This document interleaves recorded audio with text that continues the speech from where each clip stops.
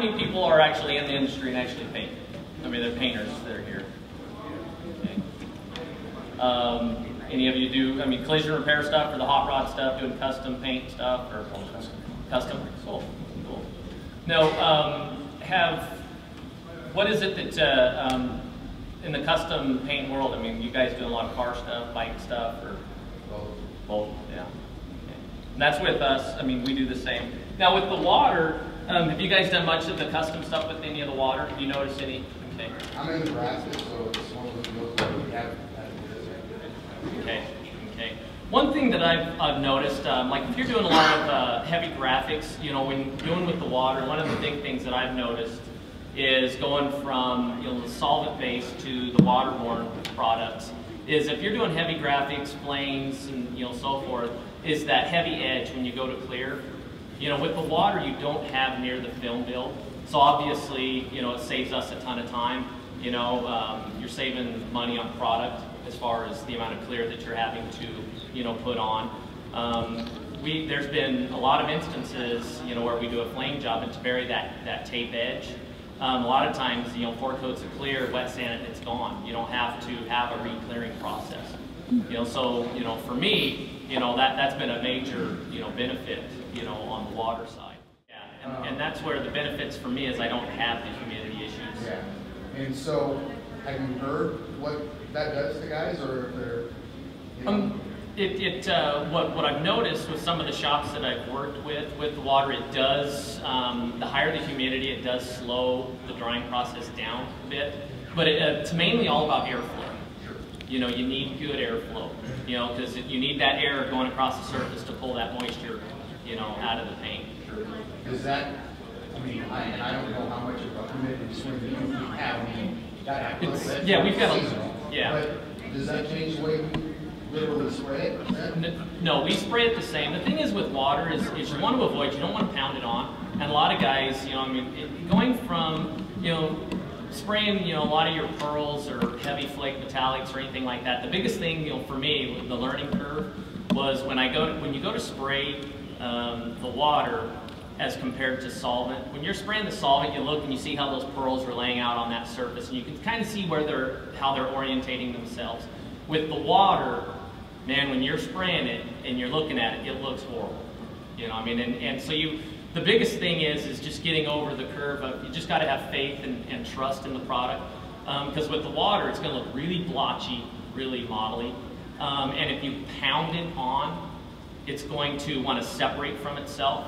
So the key is when you go to spray the waters, you want to spray lighter coats, you know, so you're not pounding it on there. You just spray the lighter coats. And then just, you know, ignore the modelly look, and then just let the product do what it's designed to do, and let the pearls orientate themselves where they need to do. And then once it flashes off to, you know, that flat sheen, then you see that everything lays out the way it's supposed to. And then, you know, once it's fully flashed off, then you can go back over with your second coat. But the main key is, you know, spraying techniques is from, you know, whether you're spraying in December or July. If your booth is set up, you know, for me, I still spray the same, regardless. You have to spray it the same. You can never put it on too heavy, and you don't want to put it on too light. So if it's a humid condition, for example, and you're thinking, I'm going to back off and put on a light coat, you're just not going to put any paint on. So you go ahead, it's basically a medium wet coat, regardless, but in a humid condition, you're going to add some airflow to make it dry. Rather use a handheld blower, you install blowers in your booth. Some new booths that you can purchase today have increased fan speeds to increase the air movement. One of the newest things on the market that is working really good is it's a turbine unit, basically, that you mount next to the booth, and it's a separate unit, it doesn't take compressed air, and that motor spins, and it creates huge velocity of air in the booth. And we put one of those in John Force Racing, and I was back there in September, and we were painting with it. It was very humid. Thunderstorm came up in the afternoon, and we turned that thing off, and it just dried right away. So that's the difference between solvent and water. And like Charlie said, it's the airflow. You got to have more airflow to make it dry quick. What about spraying pressures? Are they roughly the same? They're roughly the same. With our paint, if it's metallic, we have what we call a control coat, which matches the OEM appearance if you're fixing cars.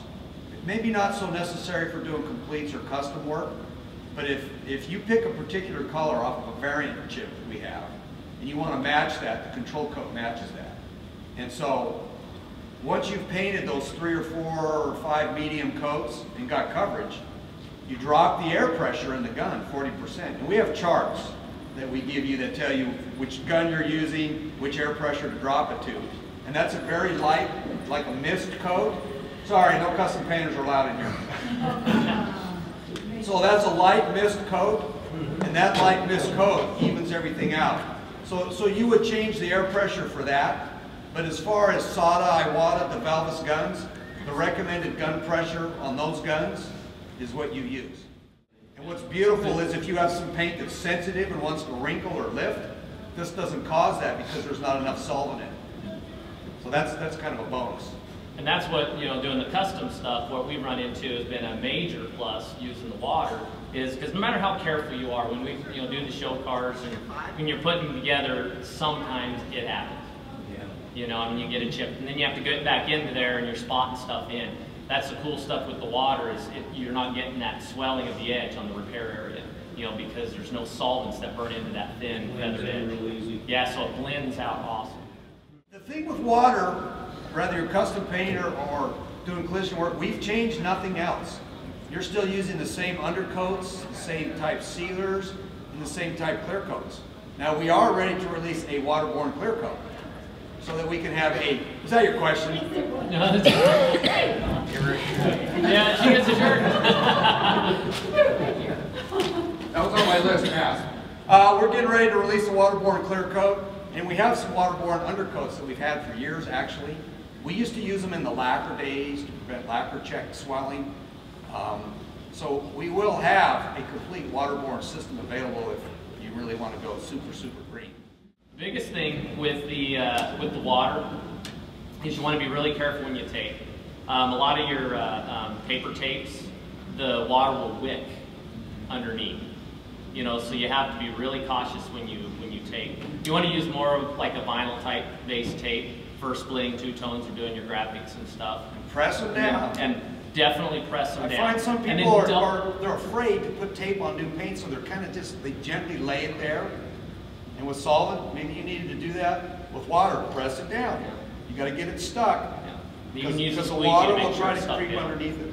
What kind of tape are you using? I use a lot of the 3M. What's that orange? I can't think of the name of it, of course. It's an orange tape. Of course, you're going to ask that, and I can't think of it. Paul, you're not going to know either because I asked you earlier. But the 3M fine line tape works. Yeah. Except for when you're trying to do those tight corners, that's kind of tough to deal with. But I do lots of tape shading and stuff with that. The blue tape has now been reformulated. It's a purple color. It's a little thinner, so it doesn't leave as thick of an edge. That works. That works. But you have to press it down.